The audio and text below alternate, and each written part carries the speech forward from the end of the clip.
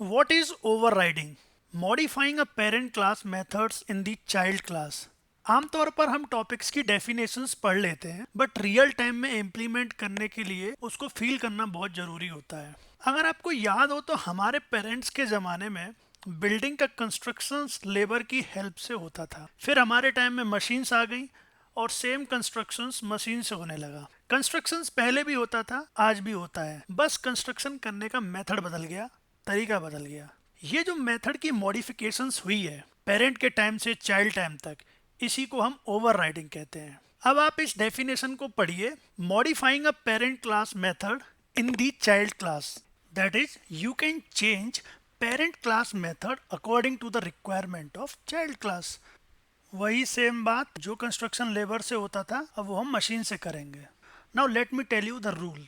These are the basic rule that overriding everybody knows that method name exactly same होना चाहिए, same number of parameter, यहाँ तक कि order of parameter भी same होना चाहिए। same चीज समझते हैं प्रोग्रामिंग से।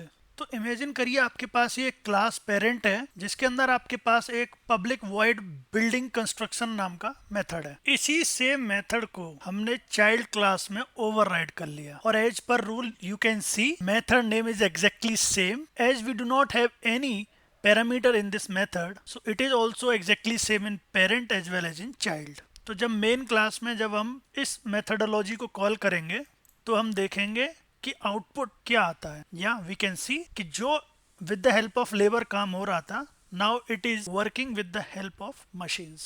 This is what exactly overriding is. As we are creating child class object referring to the parent, and when we try to call parent.building construction, it is calling the child method, that is overridden method from the subclass. अब देखिए, सिर्फ what is overriding से तो कोई interview निकलेगा नहीं।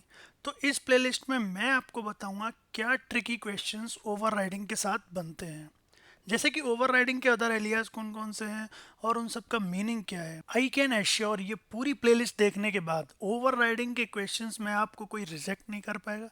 And guys, ये questions मैंने मेरे पास्ट एक्सपीरियंस के इंटरव्यूज से कलेक्ट किए हैं। Hope it will help you in some way. And it's not like कि ये सब्सक्राइब करने के लिए चैनल की कोई ज़बरदस्ती है, ना ही कोई बेल आइकन की उतनी ज़रूरत है। आपके लिए ये डेटा इंपॉर्टेंट है तो आप इसे सब्सक्राइब एक्सेट्रा कर सकते हैं।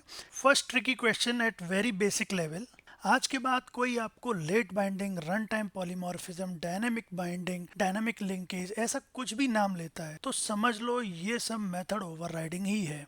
वो इसलिए क्योंकि कंपाइलर कंपाइल टाइम पर डिसाइड नहीं कर पाता है कि इन दोनों में से किसे चुनना है, किस मेथड को एग्जैक्टली कॉल करना है, और वो ये काम रन टाइम के भरोसे छोड़ देता है। इसी डिले की वजह से हम इसे लेट बाइंडिंग, रन टाइम, क्योंकि रन टाइम पे डिसाइड हुआ, डायनामिक बाइंडिंग एक्सेट्रा एक्सेट्रा कहते हैं, as it is being resolved at run time rather than at compile time. इस स्लाइड में हमने व्हाट इज ओवरराइडिंग को रियल टाइम समझा है और इसके सिमिलर नेम्स को पढ़ लिया है। बाकी के ट्रिकी क्वेश्चंस को हम वन बाय वन वीडियोस में फिनिश करेंगे। Here is the conclusion and in second point, remember all the similar name of this topic. Thank you.